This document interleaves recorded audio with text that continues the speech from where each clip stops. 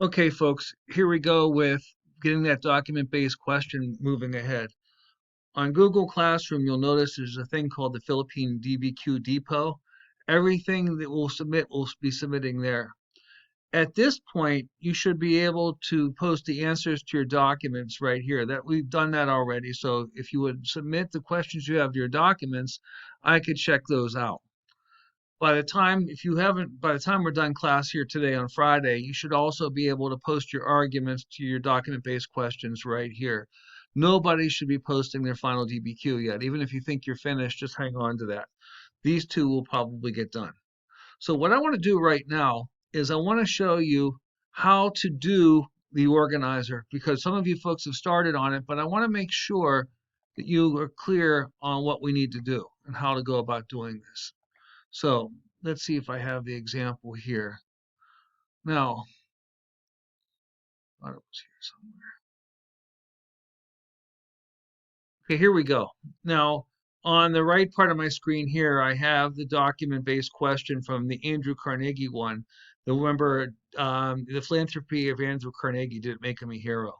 So we read this one already. And what I did here is I took the organizer that we're working on and I kind of backward engineered so you could see how do you build the argument that you'll get here out of using the organizer I have listed over here.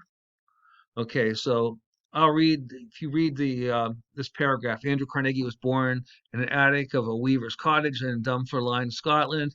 62 years later, in 1897, he purchased a castle in Scotland called Skibo. It would be easy for critics of Andrew Carnegie to charge Carnegie was a selfish overspending. After all, in the renovation alone, Carnegie laid out $10 million. He notes it cited document A. Isn't this the very opposite of philanthropic giving?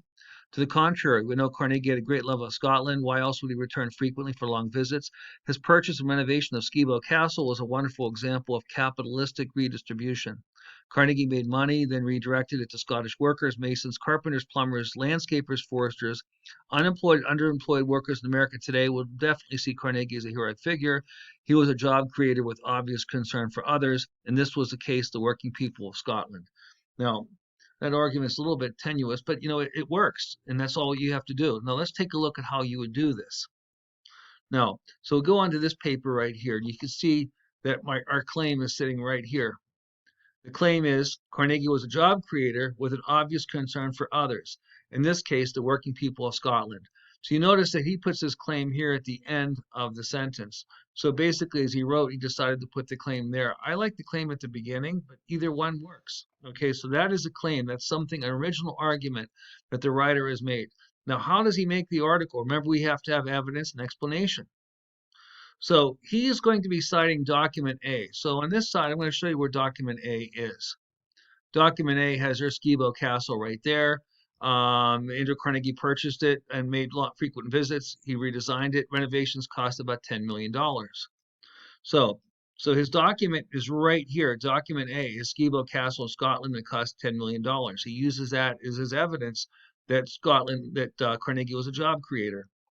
So the paraphrased evidence he has from this is Carnegie invested $10 million in buying and renovating his castle in Scotland. So that's basically as a paraphrase of what we have here, meaning that he's taken this information and just put it in his own words, and it's right here. So that is your evidence. It's evidence taken right out of the document here. Now the second piece is this. The writer now has to figure out, how does this evidence support the claim that he makes? This is where he really has to think. So his argument is he was not as selfish in overspending. His investments would employ workers, masons, carpenters, plumbers, foresters that would employ people. Now notice that the writer is going to come up with that argument himself. There's nothing in here that says he's employing these people.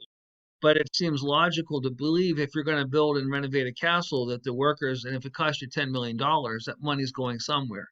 So he's making that argument.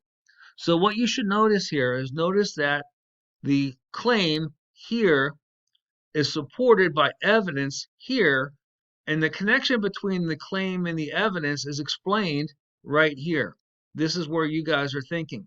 What comes from the document is this stuff right here. What you guys have to come up with is the claim and connect the claim with the evidence in your explanation right here. Now, keep in mind that most of you folks have to do this for 3 different cases. And again, you need to be complete. You don't want this to be, they shouldn't be half phrases. So all of your statements need to be clear and complete. So, so again, the process this student would have gone through is read these documents, looked at the prompt, and then went back to the idea of saying, okay, I believe he was a hero. The philanthropy of Andrew Carnegie should be considered heroic by looking at his homes, his philosophy, and his amount of giving. That's in the introduction. That's his thesis. So then you have an argument that supports it by Carnegie was a job creator with obvious concern for others, in this case, the working people of Scotland. And he uses that claim, he supports it with evidence from the document, which he puts right here. It's document A, which I have over here. And he explains in his own words, in his own thinking, how does this evidence support that point of view, that claim? And okay, so and there'll be he has 2 other claims if you go back into this essay.